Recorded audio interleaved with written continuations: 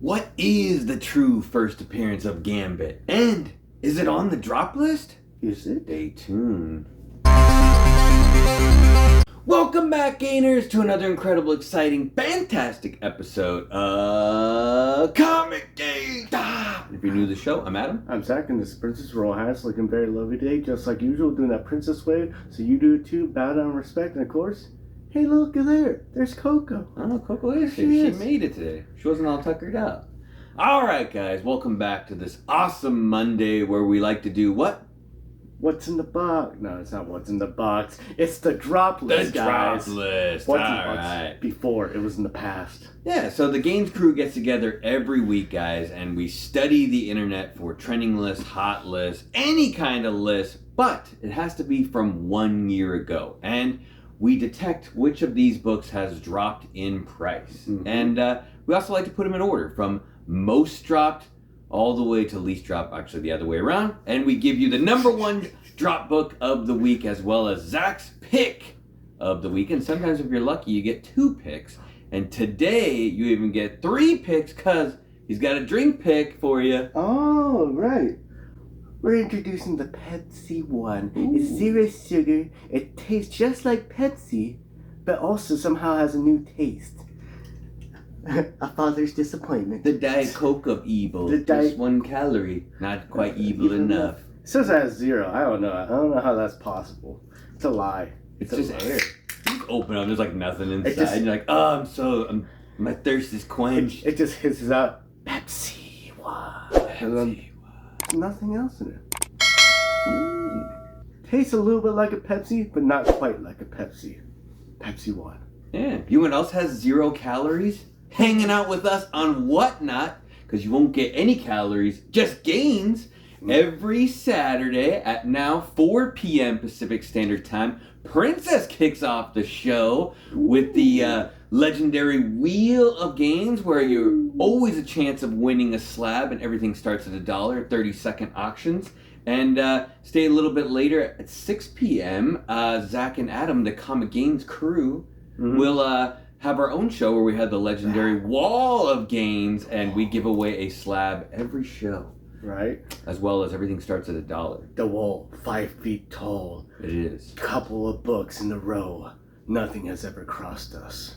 The wall. It's made of ice too. We should get one made of ice, but it'll melt every yeah. episode. All right, let's get back to those comics. Okay, guys, we got some good ones this week. Actually, I think we have every book on the list, so I don't know if that's good or bad because that means we have every book that's on the drop list. But starting it off on the list at number 5, we've got Uncanny X-Men 266 from 1990. Andy Kubert and Chris Claremont. And I don't know, in this household, and this would definitely be the argument to talk about, we got first full appearance of Gambit. Now, a lot of people out there will say X-Men Annual 14. I think it's one of those like age-old arguments, like what came first, the chicken or the egg.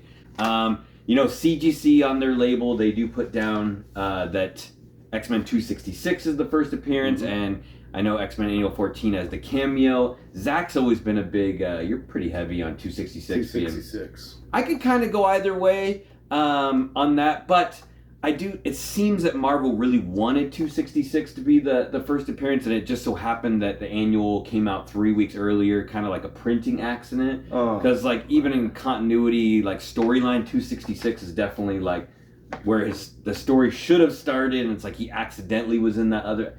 It's kind of confusing. I know, you can say all that stuff where the time, how much they showed him, how many lines of dialogue he had, whether they showed his face and his name, definitely was all showed in X-Men Annual 14, but I don't know. We'll say. Definitely leave comments down below. I know that, we want to hear what you guys think. It could go either way, but in this house, I know Princess may have to weigh in the comments as well and let you guys know how she feels. Clearly, the comic fam has spoken, though. 266 is the money book. So it's got to mean something. But, I don't know. We have not seen Gambit on the big screen done in a very good fashion. We did get Taylor Kirsch, who did Wolverine Origins, showed up. You guys might remember him from John Carter, where, the actor from John Carter, I don't know, he's kind of Hasn't been in much lately. Actually, the girl was in both movies as well with him. Yeah, was in those as well. And Channing Tatum's been trying to be Gambit for quite a while. He had a movie in the works, and got canceled, and then he had another movie in the works, got canceled. So I don't know. I'm not sure if I want to see Channing Tatum as Gambit. Maybe I know he loves the character, but you never know.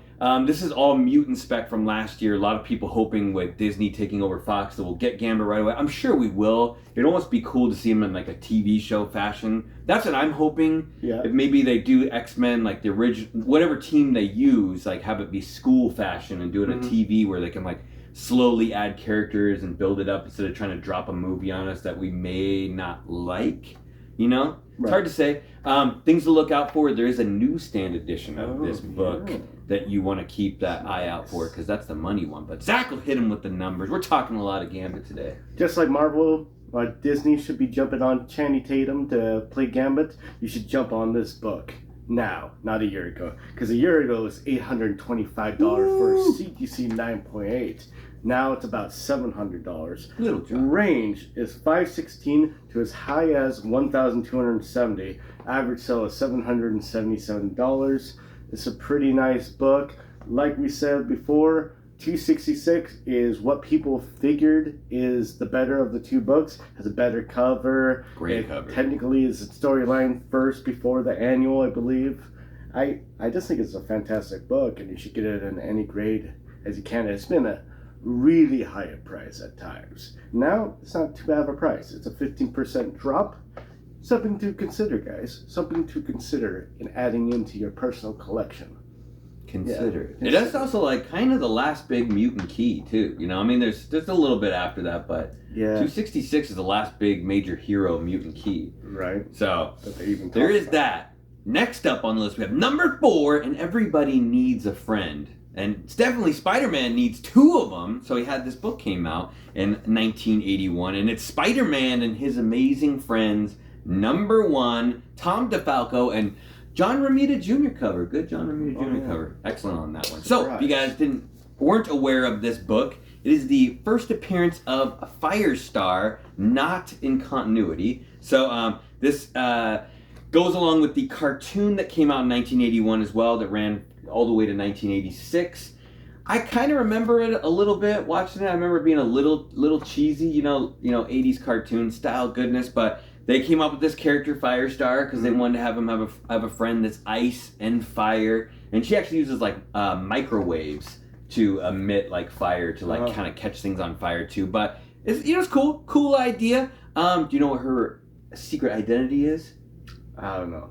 And I didn't either. I had to look it up. It's kind of hard to find. It's like Angelica Jones is her secret identity, which is pretty cool. And if you guys didn't know, she later on went to join the New Warriors and had a little fun with Marvel Boy along the side. So she's a cool character. I don't think she's really gotten the love she's deserved over the years. But this is another one of those mutant grab characters from 2022 where people are speculating on like who Marvel's going to bring in. I don't think they've done anything with Firestar in the past, so that's always I think a good idea for them to use characters that they haven't used before. That way it doesn't like, you don't have to worry about like bringing in, Elektra from Fox days back in the day to replay the character again. I don't know. I don't know how that's going to work. We'll see. But Zach will tell you how the money works on this book. Yeah.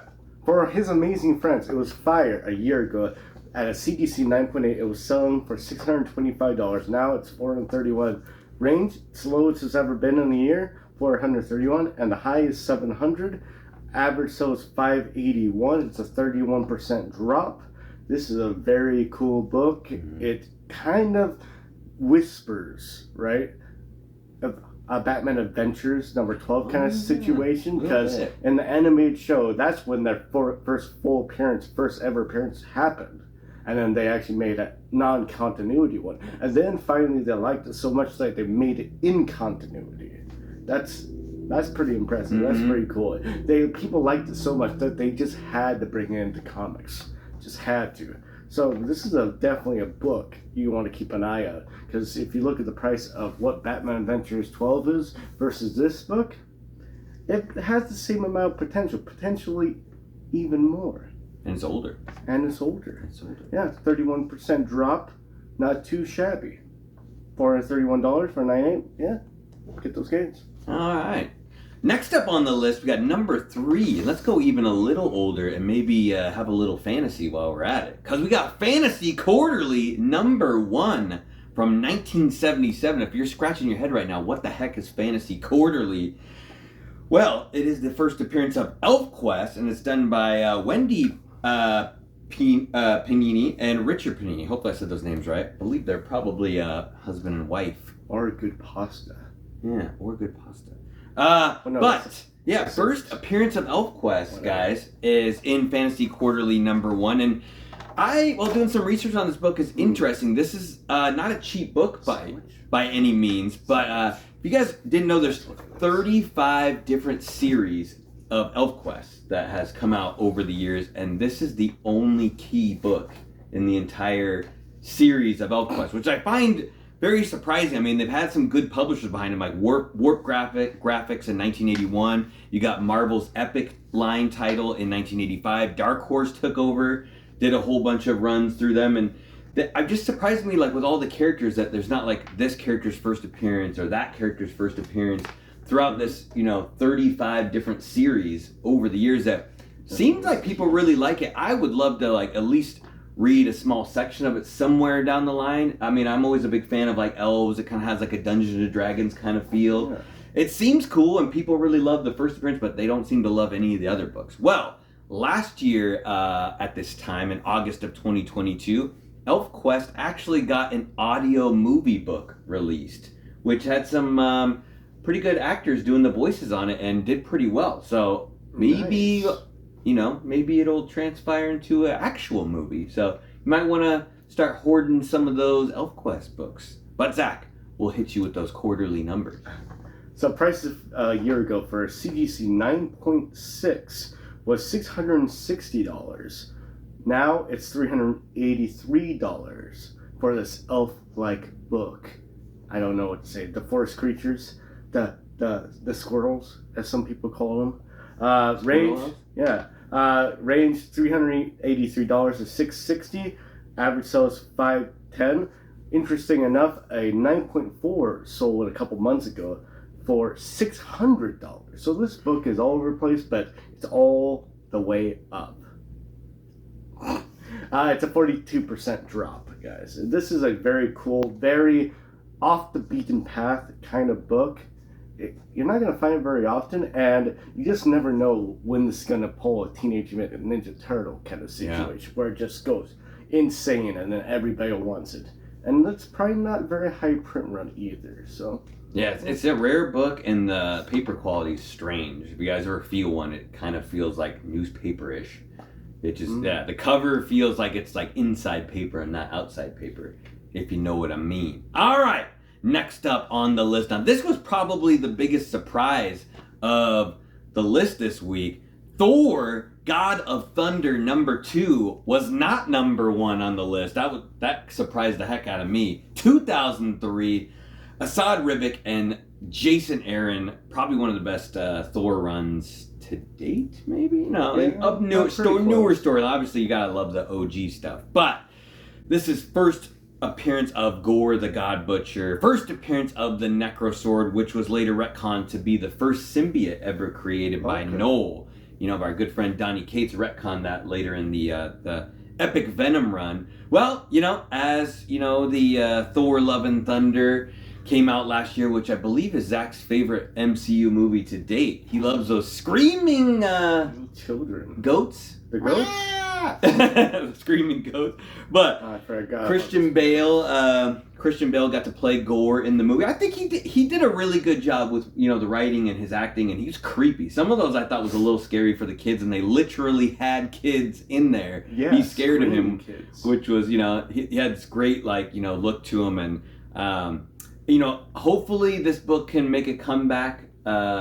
Because I think the story in the comic is beloved and everyone loves this. And I thought for a long time it would be incredibly hard to ever buy this book. I was able to find one for like $30 over the last couple months, and I used to be way over $100 for a raw copy. So keep an eye out. Eventually it's going to go back up because everyone's going to remember that this story was better than the movie. But keep a lookout. There's a newsstand edition, and there's a second print with a nice blue bottom, and they're both over $100 still in a raw copy. So just some good stuff. So Zach, hit him with those, gore him with those numbers. So it was going God mode, or Super Saiyan times 10 mode a year ago at $212 for a CGC 9.8. Now it's $100. Range 100 to 250. Average sale 164. This book at one time, I believe, was selling nearly $100 raw. Way over, yeah. Raw. Yeah, way over that one. Yeah. Now you can get a 9.8 for 100. Wow, it's a 53% $100 for a 9.8? Yep. Uh-oh. 9.8, $100. Some people probably spec really hard on this book. I was gonna try to, but then I'm like, you know what? I'd rather go for a Silver Age book. And I did. Batman 181. Yeah. Yeah, it's a it's a very that gore. that gore. You lost once again. Yeah, this is a very fantastic book, part of a great run. You can probably complete the whole run for what, $1,000, $2,000 in 9/8, maybe less. It's really, it would be a really nice collection to get. I would get this book and then get all the other ones and just say I got the God of Thunder run, and you'll be happy, very, very happy. Yeah, you will. Yeah, you will. All right, next up on the list is the number one book of the week, the thing you've all been waiting for. And this one's a surprise. I don't feel like this book should be number one. Really even hasn't gotten its movie yet, but we got Captain America issue number 25. This is from volume 7, guys. 2014. Rick Remender and Stuart Immonen. There's been a lot of really good Captain America runs. This is definitely one of them. I mean, Brubaker had a really good run, so it's hard to say which one's the best out of these. But if you guys aren't familiar with this book, it is the first appearance of Sam Wilson as Captain America. And just like in the movie, we've already seen so far, in the TV show Falcon and the Winter Soldier, Anthony Mackie portrays Falcon, who is now Captain America, who I think has done a really good job. I was a little, fantastic. all the way from his days back in 8 Mile, but he's been in a lot of movies that I really like over the years, and I think he's doing a really good job as Falcon, Captain America. But like I said, the new movie's coming out, and it's San Diego Comic-Con last year in 2022. They announced the title 1 year ago that it was going to be Captain America 4 New World Order, and this book took a pretty big jump. And actually recently they announced that they changed the name of it to now Brave New World, and they did not release any reasons why they changed the name of it. So I don't know. You could speculate on some things. Doesn't really quite make sense, but I'm hoping that this Captain America is as good as the other ones before it, because a lot of people see the Captain America trilogy as one of the better MCU trilogies that came out so far. Obviously now there's going to be a fourth installment, and sometimes the fourth installments have not been the best things. Talking about you, Indiana Jones. But still a really cool book. Some things to look out for. There's an Adam Hughes variant that I totally forgot about that's way over $200 raw for this book. Keep an eye out for that one. There's a second print blue bottom, if you're lucky enough to find that one. That's over $100. There's a 1 in 50 Steve McNiven cover that is also over $100, and I think he's drawing Hulk right now, which looks beautiful too. So that may go up if Hulk goes up. You know how that works sometimes. But that was number one, and that wraps up the drop list. So let's hear from the almighty Zach. You know what they say about those blue bottom girls, right? Mm-hmm. Yeah, exactly. They get in line second. Yeah.